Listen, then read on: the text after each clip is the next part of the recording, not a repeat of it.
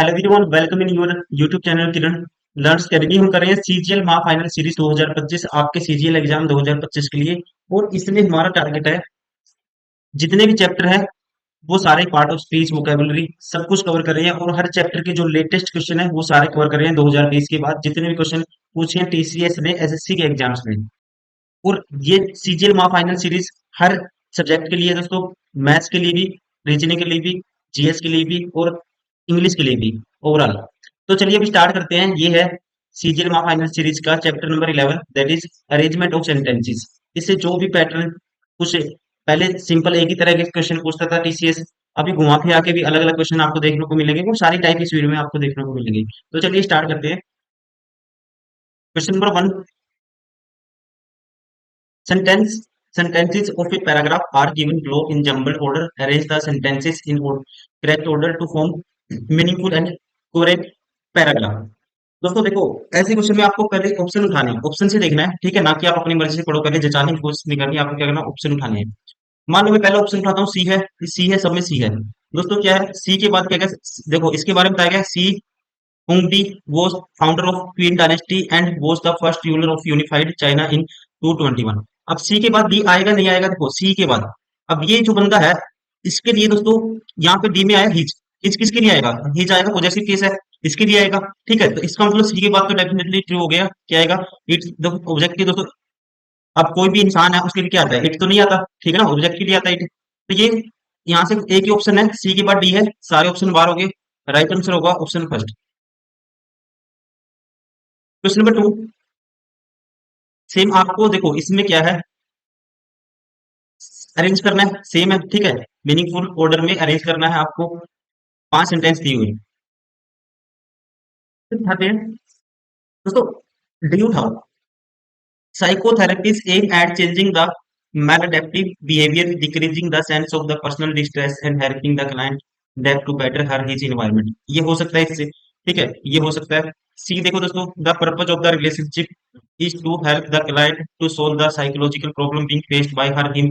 देखो her him किसी के बारे में कोई बताया नहीं, इससे स्टार्ट नहीं होगा सेंटेंस, ये ऑप्शन बाहर हो गया। इसे देखो, इन inadequate material occupational and social adjustment also requires that the major changes made in the individual person environment। अब देखो दोस्तों, आल्सो रिक्वायर, ठीक है, इससे पहले कुछ हो रहा होगा, ठीक है, तो ये ऑप्शन भी बाहर हो गया। अब बच गया डी और ए। अगर मैं उठाता हूँ, डी उठाता हूँ या ए उठाता हूँ, ठीक है, डी मैंने पढ़ा था, अब ए पढ़ता हूँ। Psychotherapy is a voluntary relationship between the one seeking treatment for the client and one who treats for the therapist. अगर दोस्तों रिलेशनशिप की बात करिए, अब ए के बाद है सी। सी देखो क्या है, the purpose of the relationship. देखो अब रिलेशनशिप दोबारा से रिपीट हुआ है, तो इसका मतलब ए के बाद तो सी आएगा। इसमें तो सी के बाद ए है, ये ऑप्शन भी बाहर हो गया। बचा कौन सा, right answer option 4। Question number 3, sentence a paragraph are given in jumbled. Arrange the sentence in correct order. Meaningful order में आपको अरेंज करना है, सेम है दोस्तों, ठीक है। तो ऑप्शन उठाओ। सबसे पहले हमें ऐसे क्वेश्चन में क्या उठाने हैं, ऑप्शन उठाना है। अगर बी उठाते हैं दोस्तों, बी से स्टार्ट हो सकता है। Life option gives us one single chance to flourish, ठीक है, लाइफ के बारे में दिया हुआ है। उसके बाद अगर सी देखते हैं, गेटिंग ए चांस, ठीक है, तो दोस्तों क्या है, देखो चांस की बात हुई है यहाँ पे। Life option gives us one single chance to flourish, ठीक है, फ्लोरिश करने के लिए क्या सिंगल चांस देती है। Getting a chance to a is a good easy. Getting a chance to do good is not easy. ये चांस लेना क्या आसान नहीं होता दोस्तों, ठीक है, तो इसका मतलब बी के बाद तो सी आएगा। बी के बाद हो तो सी है, तो ये ऑप्शन बाहर हो गया, ठीक है। बाकी इसमें भी है, इसमें भी है। अब स्टार्टिंग देखनी है। अब अगर हम ऑप्शन उठाए, देखो मैंने बी उठाया, फिर बी के बाद सी है, और सी के बाद देखते हैं क्या है। सी के बाद getting a chance to do good is not easy. फिर ए देखते हैं, option one fails to grab that chance. दोस्तों फिर चांस की बात हुई है, ठीक है, ऑप्शन नॉट इजी। और इसका जो इम्पैक्ट बताया है, option one fails to grab that chance. इस चांस का जो दोस्तों, इस चांस का जो फायदा उठाने में, ठीक है, इसको ग्रैब करने में ऑप्शन वन फेल, नो लोग फेल हो जाते हैं। If you get a chance grab it, give your best. अगर चांस मिलता है तो आपको क्या करना चाहिए, योर बेस्ट देना चाहिए। अपने आप में स्टेटमेंट सारी की सारी दोस्तों मैच हो रही है, तो राइट आंसर होगा इसका ऑप्शन फर्स्ट। क्वेश्चन नंबर 4, अब S1 और S6 दोस्तों पहला और लास्ट दिया हुआ है, उसके बाद आपको अरेंज करना है। अब S1 पढ़ते हैं, CV Raman theory begins in village near Tiruchirappalli, known in his days as Tiruchirappalli in southern India. अब दोस्तों ये बताया, ठीक है, इससे स्टार्टिंग होगी और एंड किससे होगा, इससे होगा। अब उसके बाद ऑप्शन पहले में क्यू है, अगर स्टार्ट करते हैं Q. He was born on, देखो अब सीवी रमन के बारे में बताया दोस्तों, ठीक है, ही वॉज बोर्न इन, मतलब कि स्टार्टिंग में क्यू आएगा, व्हेन वॉज प्योर पी तो आएगा नहीं दोस्तों, ठीक है, क्योंकि यहाँ व्हेन है सीधा, ये ऑप्शन तो बार हो गया। इस फादर दोस्तों, ये भी बार हो गया। अब ये बच गए दोनों। अब क्यू के बाद देखो P, when he was born 4 year old Raman family move to Visakhapatnam में चली गई थी उसकी फैमिली, क्यू के बाद पी है दोनों में।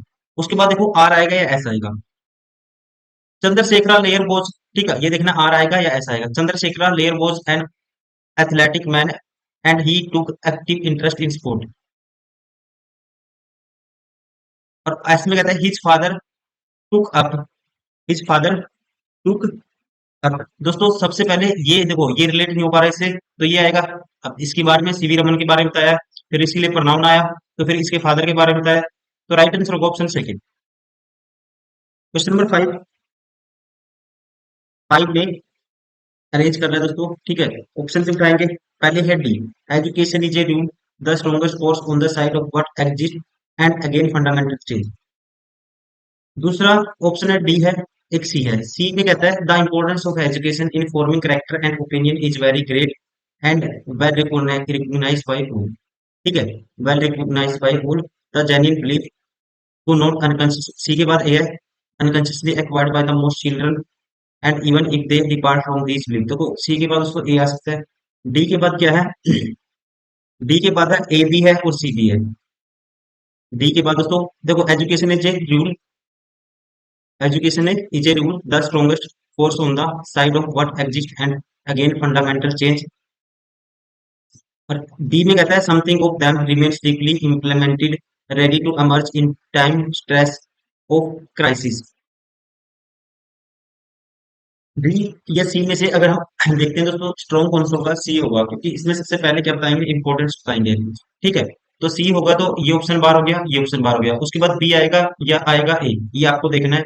बी में कहता है something of them, got something of them, ठीक है, तो ये तो कोई दोस्तों मैच नहीं होगा इससे।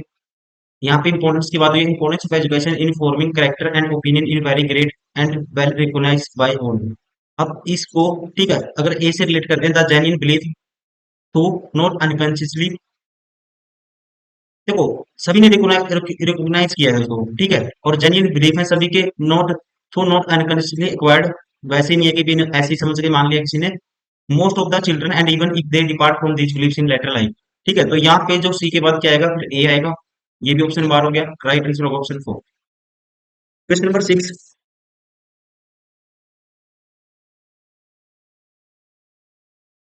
डी से स्टार्ट है, ए से है, डी से है दोस्तों। जब भी आपको लगे कि कई बार ये ऑप्शन आपको ऐसे मिलेंगे, 3 सेंटेंस में बी से स्टार्ट होगा, ए में ए एक से, तो आपको वो उठाना है ऑप्शन जिसमें ज्यादा, मतलब जो लेटर में ज्यादा बार जिसकी वेटेज है दोस्तों, बी उठाएंगे हम सबसे पहले।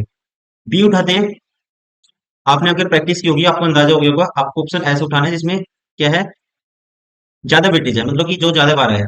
बी उठाते हैं सबसे पहले। It must have been a terrible shock for young girl, it must have been terrible shock for young girl. उसके बाद सी है, they had been married a month, they had been married a month just home from their honeymoon. ऐसे तो हो ही नहीं सकता, क्योंकि यहाँ पे कहा है a big fancy dress ball ball was arrange to celebrate their home coming, तो देयर का पता होना चाहिए कि ये किसके लिए है देयर, ठीक है, तो ये तो हमें पता नहीं, तो ये क्या है, इंडिपेंडेंट है, ठीक है, सॉरी इंडिपेंडेंट नहीं आ सकता, ये डिपेंडेंट होगा किसके ऊपर, तो ये ऑप्शन बार हो गया, डायरेक्टली कह सकते हैं। अब एक चीज और इसमें देखो, ए देखो और डी देखो। A big fancy dress ball was arrange to celebrate their homecoming just has the guest work starting to arrive, ठीक है, होमकमिंग एंड जस्ट हैज जैसे गेस्ट क्या हुए दोस्तों, guest work starting to arrive, पहुंचना स्टार्ट हुए थे। Charlie dropped himself into his bedroom, तो ए के बाद दोस्तों क्या आएगा, डी आएगा, तो सारे ऑप्शन एलिमिनेट हो गए, राइट आंसर होगा ऑप्शन थर्ड।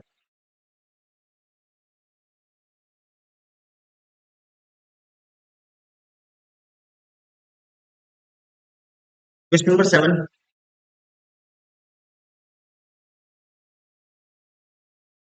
ऑप्शन देखते हैं पहले।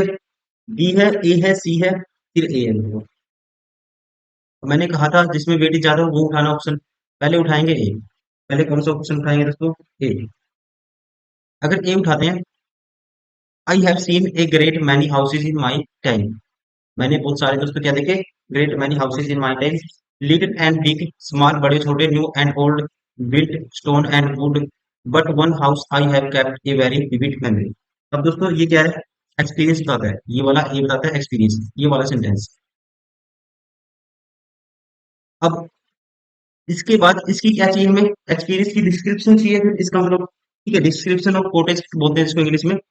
यहाँ पे अगर हम उठाते हैं ए के बाद बी, ए के बाद दोस्तों सी है या बी है, ए के बाद बी उठाते हैं। It was properly speaking rather a cottage than a house. A teeny cottage of one story with three windows looking extraordinary like, देखो ये बी, ए के बाद बी फिट होता है, लेकिन उससे पहले सी भी देख लेते हैं। द कॉटेज वाज लोस्ट, देखो अब पहले इसमें कॉटेज की बात हुई थी दोस्तों। ठीक है, यहाँ से देखो it was properly speaking rather a cottage than a house. A tiny cottage of one story with three windows looking extraordinary like a little old hunchback woman with a cap on. और उसके बाद यहाँ पे cottage की बात किसमें की है? डी में भी की है। और यहाँ पे इसके पहले, इससे पहले ये भी डिस्क्राइब करेंगे। अगर हम देखते हैं डी, कौन सा देखते हैं दोस्तों? डी।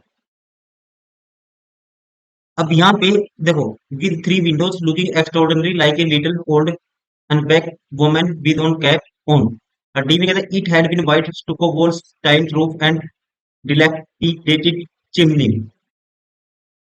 देखो यहाँ पे चिमनी की बात हुई है और फिर कॉटेज क्या हुई है? लॉस्ट हुई है। ठीक है, the cottage was lost to sight among the. तो यहाँ पे इसका मतलब पहले क्या आएगा दोस्तों? ए के बाद बी, बी के बाद क्या आएगा? डायरेक्टली हम कह सकते हैं डी, फिर आएगा C. A B D C right answer option था। Question number 8।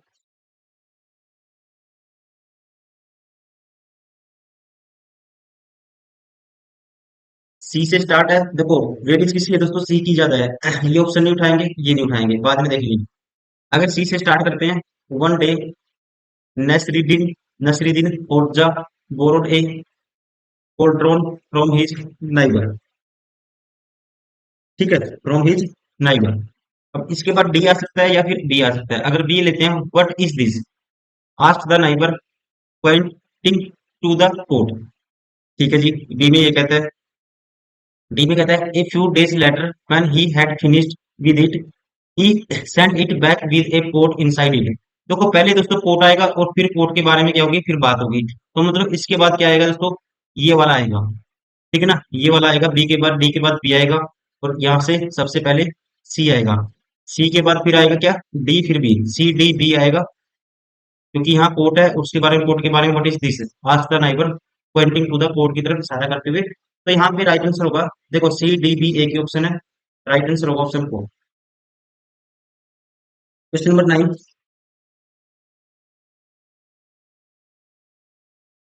देखो बी से दो स्टार्ट है सेंटेंस। तो पहले वेटेज किसकी जाता है? वेटेज है बी की जाता है, तो बी से उठाएंगे। आपको एग्जाम में भी ऐसे ही करना है। सारा had always dreamed of travelling the world. Tara always dreamed of traveling the world, but she never had the opportunity to do so until she graduated from college. अब बी, ठीक है, आ सकता है दोस्तों। स्टार्टिंग में सारा के बारे में बात हुई है। उसके बाद एक ए है या फिर डी है।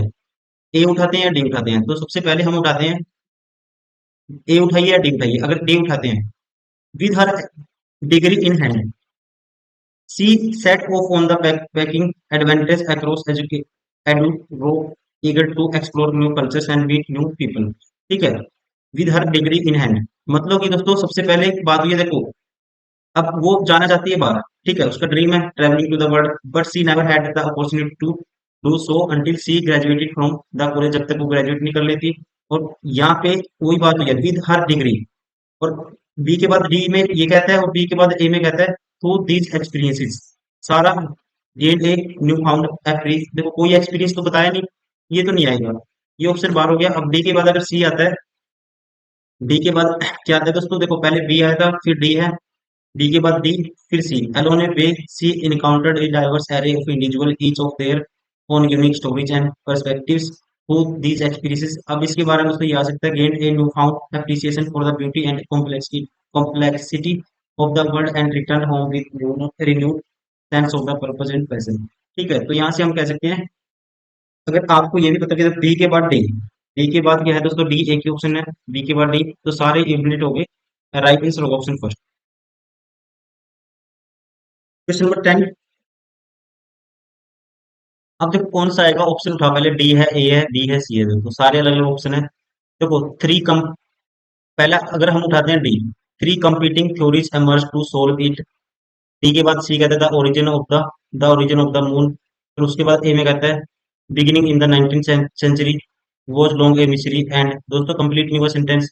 ठीक है, तो ये ऑप्शन तो क्या हो गया, बार हो गया, क्योंकि थ्री कंपीटिंग पहले बताओगे ना किसी के बारे में। तो देखो सबसे पहले बात है दोस्तों यहाँ पे किसकी बात होगी, the origin of the moon की। ठीक है, एक ही सेंटेंस है जो इंडिपेंडेंट आएगा, या बोच है, या बिगिनिंग है, या थ्री है। तो अगर हम सबसे पहले लॉजिकली उठाएं, सी उठाएंगे, सी है the origin of the moon, B है फिर वॉच लॉन्ग ए मिस्ट्री। ठीक है, तो बी के बाद सी आ रहा है, बिल्कुल फिट है। एंड उसके बाद A, beginning in the 19th century, the origin of the moon was long a mystery and beginning कहाँ से स्टार्ट हुआ, 19th सेंचुरी से। उस three completing theories emerge to solid, तो ये अपने आप में करेक्ट होगा, right answer of option. Question number 11। D C D A, D C दोस्तों सभी के सभी अलग अलग है, डी सी डी ए। अब डी से देखो, to get these large orders, to get these कौन से लार्ज ऑर्डर, ये क्यों नहीं उठाएंगे, ये बार हो गया। डी उठाओ, large MNC in the garment industry in Europe and America order their products from Indian exports. उसके बाद कहते हैं these large MNC with work wide. देखो अब एमएनसी की बात यहाँ पे हुई है, तो बी के बाद तो सी आएगा ही आएगा। ठीक है, बी के बाद दोस्तों सी आएगा, इसमें नहीं है, सारे बार हो गए, इसमें नहीं है, ये बार हो गए, राइट आंसर ऑप्शन सेकंड।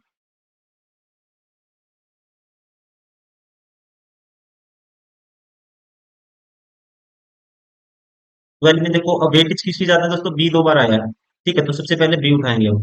तो बी में कहता है in order for life to be liveable, in order to life to be liveable.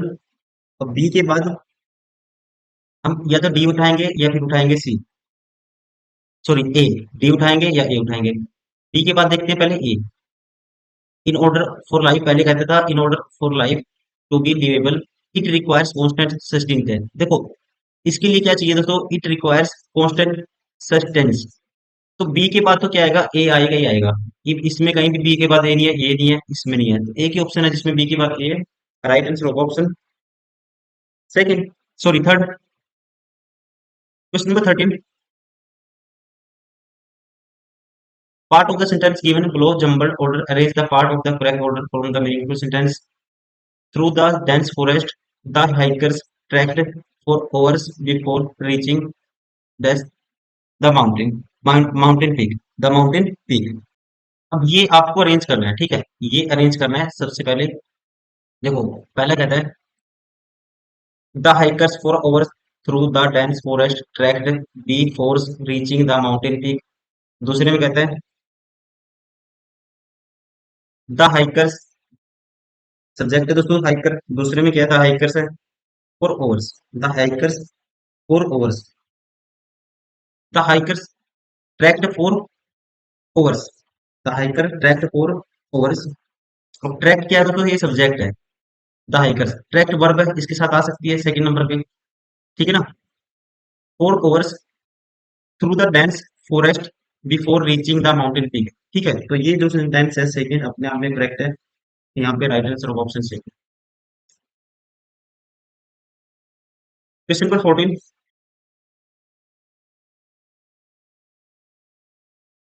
अब सी है दोस्तों, देखो डी की वेटेज है सी की दोनों की बराबर है, तो डी से स्टार्ट करते हैं। Most people who heard about the first forward fight on December 17 1903 were excited and impressed.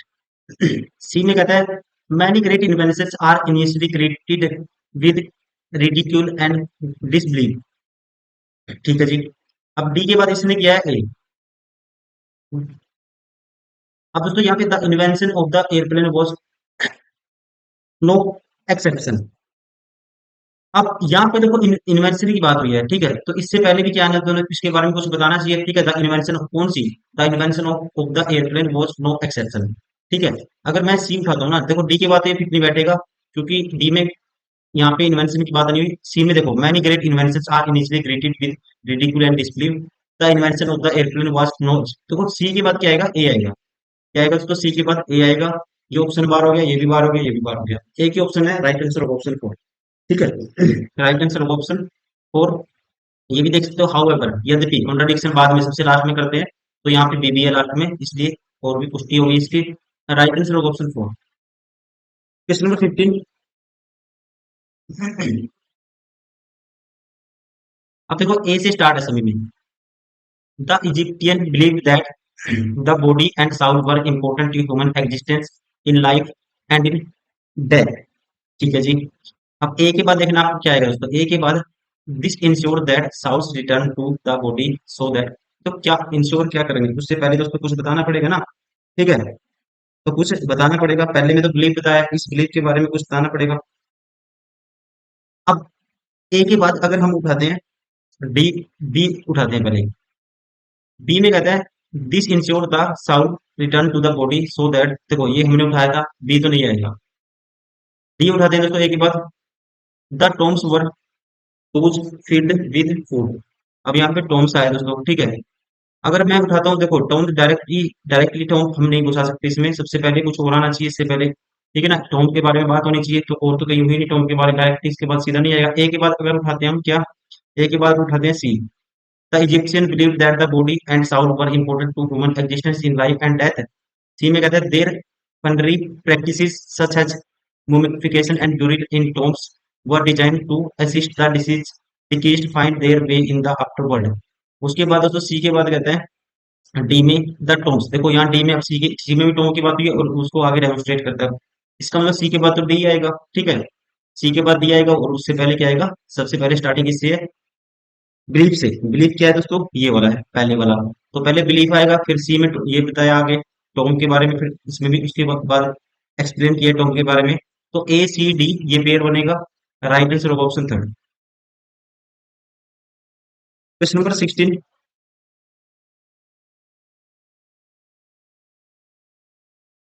16 में आपको मीनिंगफुल ऑर्डर में रखना है। An elaborate network is the plot of same and trick of much ado about nothing, ठीक है। तो इसको arrange करना है दोस्तों। पहले में कहता है the plot is of seems, the plot is of seems. दोस्तों प्लॉट इज ऑफ सीम्स, देखो मैच नहीं होगा, प्लॉट इज ऑफ सीम्स क्या है, प्लॉट इज ऑफ सीम्स थोड़ी ना है, ठीक है। इसके बाद सीधा प्रेपोजिशन लगा दे, तो ये ऑप्शन बार हो गया। An elaborate network of must ado about nothing is the plot of seam and trick. दोस्तों सेंटेंस ये भी क्या है, इनकम्प्लीट है, ठीक है, ये भी अरेंज नहीं होगा, क्योंकि आपको देखो अगर हम तीसरा उठा दें the plot of must ado about nothing is an elaborate, ठीक है। इससे पहले देखो क्या है, एन आर्टिकल आया है, क्योंकि वोल साउंड है, क्या है, वोल साउंड है दोस्तों।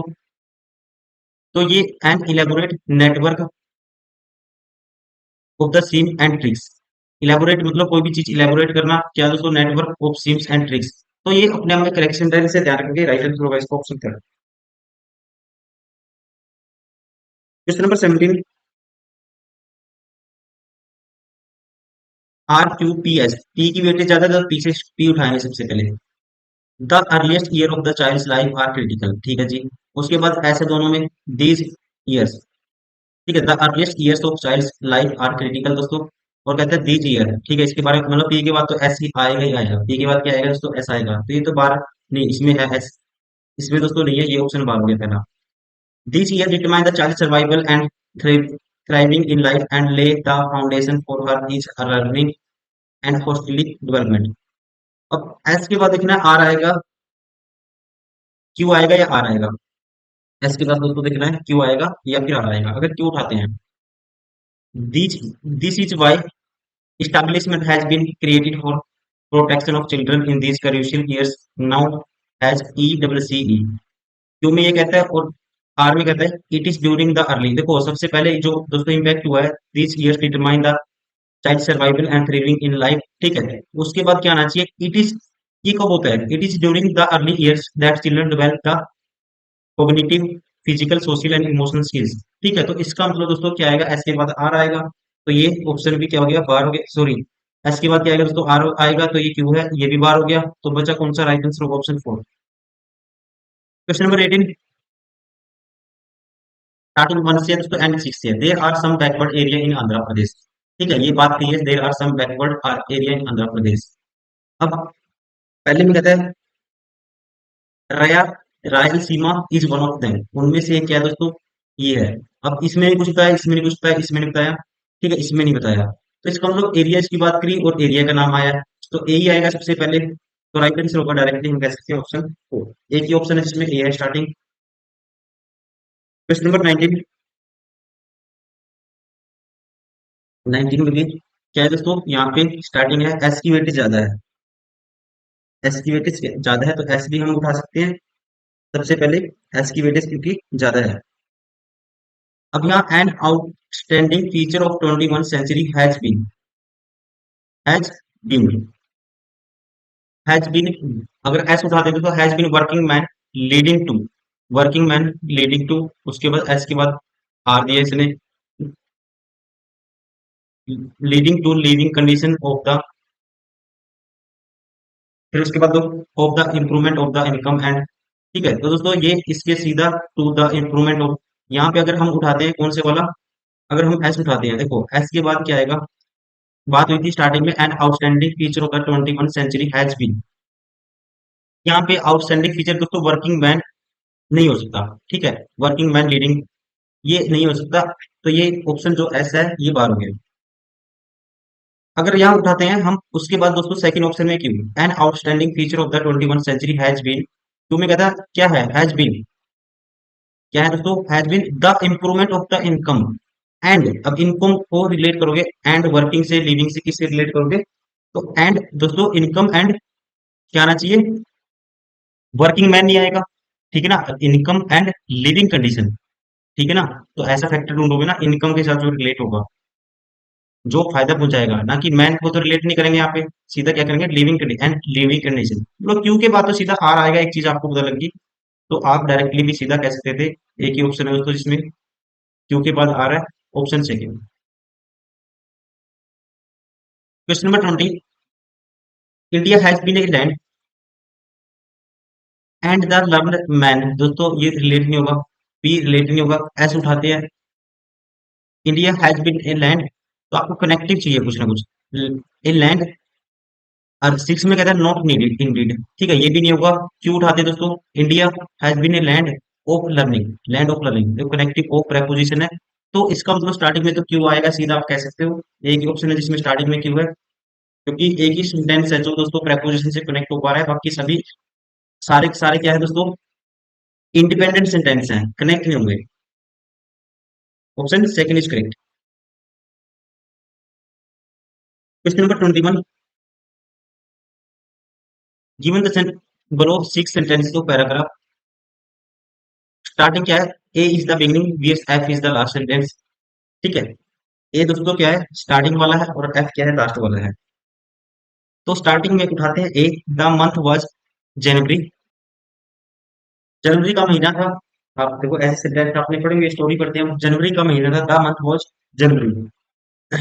जनवरी के बाद तो इसने बोला है, तो सी उठाते हैं, ए के बाद अगर सी उठाते हैं, there would be much feasting and merriment during the fest, देखो फेस्टिवल की कोई बात नहीं है इसमें, ए में, तो ये कनेक्ट नहीं हो सकता, सी कनेक्ट नहीं हो सकता, ये दोनों ऑप्शन बाहर होंगे। अगर मैं उठाता हूँ E, the month was January, the Bihu festival was fast approaching. ठीक है ना, अब जनवरी में क्या है दोस्तों? बिहू फेस्टिवल के बारे में बताया, ये अपने आप में ठीक है। ए के बाद क्या आएगा? ई आएगा, ए के बाद ई आएगा दोस्तों, उसके बाद देखो क्या आएगा, फिर सी आएगा या फिर डी आएगा या सी आएगा। अगर हम देखते हैं D, each household would be take में, ठीक है, तो यहाँ पे each household would be, और यहाँ पे there would be much feasting. अब यहाँ पे देखो बात हुई थी किसकी? ई में बात हुई थी दोस्तों फास्टिंग की, वाज फास्ट अप्रोचिंग की बात हुई थी। ई में ई के बाद अगर हम उठाते हैं C, there would be much feasting and merriment during the festival. ठीक है, और फेस्टिवल की बात हुई है, तो यहाँ फेस्टिवल के बारे में बताया गया, तो इसका मतलब डी तो आएगा ही नहीं। फिर बचा कौन सा? राइट आंसर ऑप्शन तक। क्वेश्चन नंबर 22, ए से स्टार्टिंग है, एफ से एंडिंग है। बी, देखो बी की वेटेज है, तो क्या है दोस्तों, बी की वेटेज ज्यादा है तो बी उठाएंगे सबसे पहले। पहले ए है the first over pass of quickly, quickly, ठीक है जी। उसके बाद बी उठाते हैं, in the second they had arithmetic. देखो फर्स्ट ओवर पास हुआ दोस्तों इन द सेकेंड, उसके बाद सेकंड आएगा ना, इन द सेकेंड। हम बता देंगे पहले अध्याय में ये हुआ, अब दूसरा अध्याय स्टार्ट होगा। कोई भी हिंदी में कुछ भी आप करो तो क्या आएगा, पहले सेकंड आएगा। तो इसका मतलब ये ऑप्शन तो नहीं हो सकते दोनों। बी के बाद दोस्तों इसमें कहता है in the second they had arithmetic, second में क्या है दोस्तों, दे हैड अरिथमेटिक। अब उसके बाद देखो सी, बी के बाद दोस्तों क्या आएगा, सी आएगा या डी आएगा। Swaminathan was terrible board, Swaminathan was terrible board, ये कहता है सी में। सी में क्या कहते हैं, स्वामीनाथन वॉज टेरिबल बोर्ड। और डी में कहता है वेद, वेदान्यगम, वेदान्या Vedanayagam went out and return in a few minute in the role of an arithmetic teacher. दोस्तों ये आ सकता है क्योंकि यहाँ पे बी के बाद फर्स्ट ओवर फिर सेकंड ओवर में अर्थमेटिक की बात हुई थी, और यहाँ पे अर्थमेटिक के बारे में बताया गया है, तो इसलिए बी के बाद डी आएगा। तो ये ऑप्शन भी बाहर हो गया, राइट आंसर ऑप्शन है।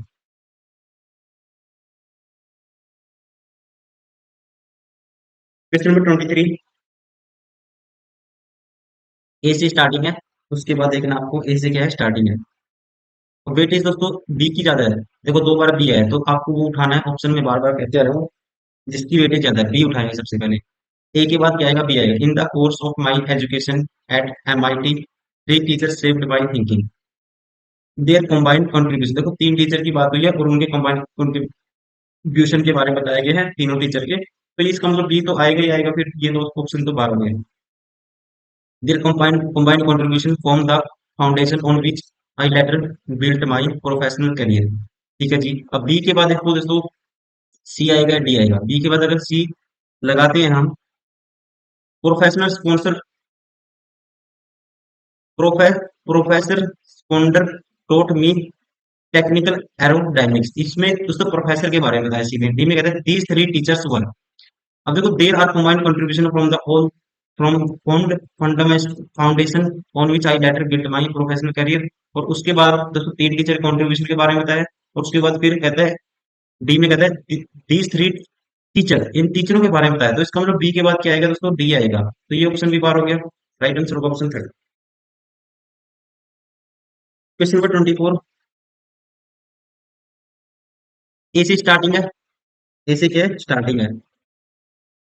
अब वेटेज किसकी ज्यादा है, ये नहीं उठाएंगे, हो सकते हैं ये लेकिन उठाएंगे नहीं। सी की ज्यादा है दोस्तों, सी दो बार ही आया है, तो आप ऑप्शन ऐसे ही उठाओगे। तो सबसे पहले ए से स्टार्टिंग करो। When I studied engineering 35 years back I was the only girl in the course. ठीक है दोस्तों।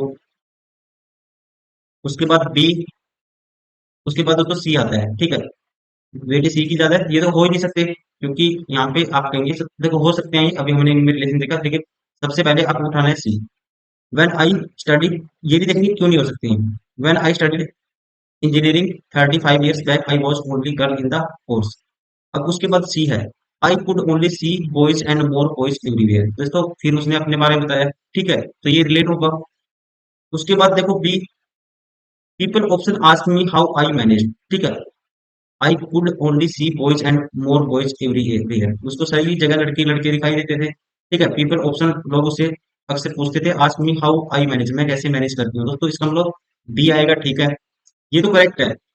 ए के बाद सी फिर बी, ये मैच हो गया, सी के बाद तो बी आएगा ही आएगा। ठीक है, इसलिए वजह इसकी वजह से ये दोनों बार हो गए। फिर उसके बाद ई आएगा डी आएगा। डी में कहता है, ठीक है देख रहे हैं, इसके बाद बी आएगा या डी आएगा। अगर डी देख रहे हैं, डी में कहता है but when I look back I feel it was not very difficult. ठीक है, अब मैनेज करने की बात हुई है, फिर उसने रिप्लाई किया है, पीपल ने उनसे पूछा कि कैसे में तुम मैनेज करते हो, तो उसने फिर कंट्राडिक्शन करी है, but when I look back I feel it was not very difficult. और ई में कहता है having a girl in the class was unusual for the boys and initially I was the target for a lot of teaching. तो इसका मतलब दोस्तों क्या आएगा, सबसे पहले इसके बारे में इसका रिप्लाई क्या होगा, बी के बाद क्या आना चाहिए, बी ये सी के बाद क्या आना चाहिए दोस्तों, बी है, और बी के बाद क्या आना चाहिए, people option ask me how I manage. और फिर ये मैनेज करने की जो बात हुई इसका रिप्लाई यहाँ पे है, but when I look back I feel it was not very, ये मैनेज करना डिफिकल्ट नहीं था उसके लिए, ठीक है। तो इसका मतलब डी आएगा, ये भी बार हो गया, right answer option second. Question number 25। 25 में देखो स्टार्टिंग वन से, a vacation is look forward to has a time to relax, ठीक है जी। बट डेस्टिनी, देखो डेस्टिनी की बात नहीं है डायरेक्ट, यहाँ पे वैकेशन की बात है दोस्तों, ये नहीं आएगा, कंट्राडिक्शन नहीं आएगी, ये सीधी direct. I was very excited to go on vacation to Goa, इसको छोड़ दो एक बार के लिए। नेक्स्ट पढ़ो, my bags were packed and I decided to retire early for the night. उसके बाद इट, डी में कहता है it is welcome break from daily routine which is option monotonous. I fell off the bed and fractured my foot. देखो अब सबसे पहले देखो, या तो फिर इससे पहले क्या आएगा दोस्तों, ये vacation is look forward to has and time to relax. B में कहता है इट वाज, बी में कहता है इट वाज, या तो बी देख सकते हैं या डी देखते हैं। बी में कहता है it, I was very excited to go on vacation to गो।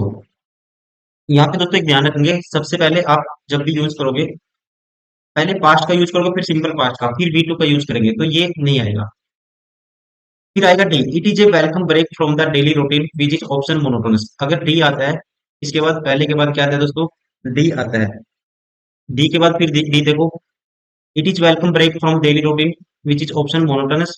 अब I was very excited to go on vacation to Goa, फिर ठीक है। बी के बाद फिर C, my bags were packed and, देखो इसने क्या किया, ये एक्साइटेड थी and my bags were packed and I decided to retire early for the night, ठीक है जी।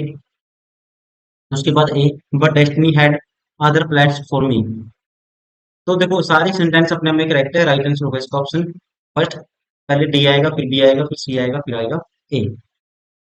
दोस्तों ये थे most important question arrangement of sentences के, जो एसएससी में पूछे थे। मैंने आपको तरीका बताया कि आप कैसे ट्राई कर सकते हो, कैसे क्वेश्चन को सोल्व कर सकते हो, आपको ऑप्शन उठाना है, वैसे रिलेट करना है। ये डिपेंड करता है, इसमें कभी भी इंसान महानियत हासिल नहीं कर सकता। इसमें महानियत हासिल हो सकती है एक ही तरीके से, वो आपकी डिपेंड करता है आपकी जो रीडिंग स्किल्स है उसके ऊपर, ठीक है। आपको अप्रोच मैंने बताई है कि ऐसे क्वेश्चन सोल्व करते हैं, आप और भी बेहतर कर सकते हो, खुद से प्रैक्टिस करेंगे, आपकी जो रीडिंग स्किल है न्यूज़पेपर पढ़ेंगे, उससे और भी चीजें इंप्रूव होती रहेगी। आपको इस तरह से इन चीजों को करना होता है, तो इस चीज का आप ध्यान रखेंगे। साथ ही साथ दोस्तों, ये हमारी बुक आती है कि पब्लिकेशन की, अगर एसएससी का कोई भी एग्जाम आप कम टाइम में क्रैक करना चाहते हो, उसके लिए मोस्ट इंपोर्टेंट बुक है सारी की सारी। हर बुक में आपको डिटेल सोल्यूशन, शॉर्ट सोल्यूशन हर क्वेश्चन का, दोनों अप्रोच दी हुई है, अंडरस्टैंडिंग के लिए और एग्जाम अप्रोच के लिए, ठीक है ना। एग्जाम अप्रोच के लिए शॉर्ट ट्रिक आपको मिलेगी कि क्वेश्चन एग्जाम में आपको कैसे सोल्व करना है। साथ ही साथ दोस्तों हर बुक एआई इनेबल्ड है, एआई के फीचर्स दिए हुए हैं, एआई के फीचर्स का यूज करते हुए आप क्वेश्चन सोल्व करने की स्पीड बना सकते हो। कोई क्वेश्चन गलत होता है, सेम टाइप के क्वेश्चन अपने से क्रिएट करके आप एआई का यूज करते हुए सेम क्वेश्चन क्रिएट कर सकते हैं, और उस क्वेश्चन की बार दो तीन चार पांच क्वेश्चन लगा लोगे, वो टाइप आपकी कवर हो जाएगी, क्वेश्चन सोल्व करने की आपकी स्पीड भी बन जाएगी। साथ ही साथ दोस्तों हर बुक में स्क्रैच कोड भी दिया हुआ है, स्क्रैच कोड का यूज करते हुए अगर आपके पास बुक है, आपको टेस्ट सीरीज भी परचेज करने की जरूरत नहीं है। आपको बस जाना है killprepare.com वेबसाइट पे, वहाँ लॉगिन करना है, आपको अपने स्क्रैच कोड का यूज करना है, वहाँ पे हर टाइप की टेस्ट आप फ्री में दे सकते हो। और मोस्ट इम्पोर्टेंट सारे के सारे टेस्ट हैं, ठीक है ना, सारे के सारे पीवाई क्यू बेस्ड हैं, जैसे क्वेश्चन टीसीएस पूछता है। इसके अलावा दोस्तों आप ये टॉपर्स हैं, हर साल हजारों स्टूडेंट सेलेक्ट होते हैं, इनके रिव्यू भी आप देख सकते हो इसी चैनल पे, उन्होंने किस तरह से इन बुक्स को मल्टीपल टाइम प्रैक्टिस की, कैसे फॉलो किया, इन सारी चीजों को आप भी फॉलो कर सकते हो। थैंक यू, इस वीडियो में इतना ही, मिलते हैं नेक्स्ट वीडियो में। Thank you, bye bye, take care.